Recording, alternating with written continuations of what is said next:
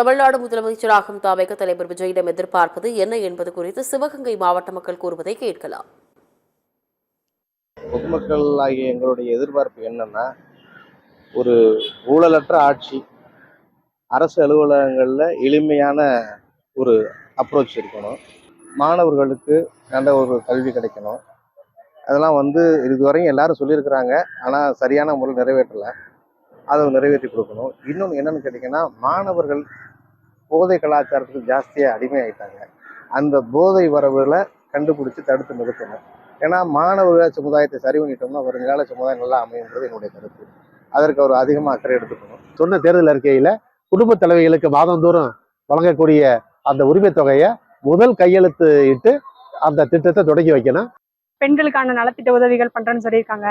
அதெல்லாம் நல்லபடியா செஞ்சாங்கன்னா நல்லா இருக்கும். பெண் குழந்தைகளுக்கான கல்வி முன்னேற்றத்துக்கு வழிவகுத்தாங்கன்னா ரொம்ப நல்லா இருக்கும். இப்போ அரசு சார்ந்த பள்ளி மாணவ மாணவிகள், கஷ்டப்படுற குழந்தைங்க, நல்லா படிக்கணும்னு ஆசைப்படுற குழந்தைங்க எல்லாருக்கும் நல்லபடியா அவங்க உதவி செஞ்சு பெண்களுக்கான முன்னேற்றங்கள் நல்லபடியா கொண்டு வந்தாங்கன்னா வரணும் ஒரு வாய்ப்பு கொடுங்கன்னு சொல்லி கேட்டிருந்தா. அப்படி இந்த மாதிரி வாய்ப்பு கிடைச்சிருக்கு. அந்த வாய்ப்புகளை பெண்களுக்கு மக்களுக்கு எல்லாருக்கும் நல்லபடியா பண்ணாங்கன்னா ரொம்ப சந்தோஷமா இருக்கும் நான் எதிர்பார்க்கிறேன்.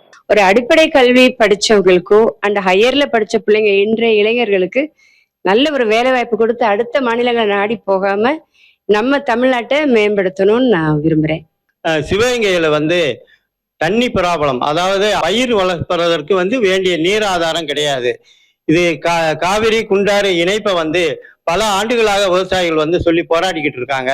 அந்த இணைப்பை ஏற்படுத்தி கொடுத்தாங்கன்னா சிவகங்கை வளமான பூமி ஆகும். மொழி பிரச்சனைனால பலவிதமான சிரமங்கள் ஏற்பட்டிருக்கு.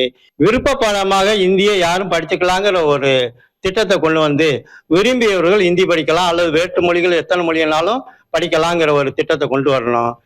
ஏராளமான யூனிவர்சிட்டிகள் தமிழ்நாட்டுக்கு வரணும். ஏராளமான மொழிகள் தமிழ்நாட்டில் உள்ள மாணவர்கள் பயிற்சி எடுத்துக்கிறணும். அதற்கு வேண்டிய அத்தனை விஷயங்களையும் தமிழக வெற்றிக் கழகம் மாணவர்களுக்கு செய்து தரும்படி வேண்டி விரும்பி கேட்டுக்கொள்கிறேன்.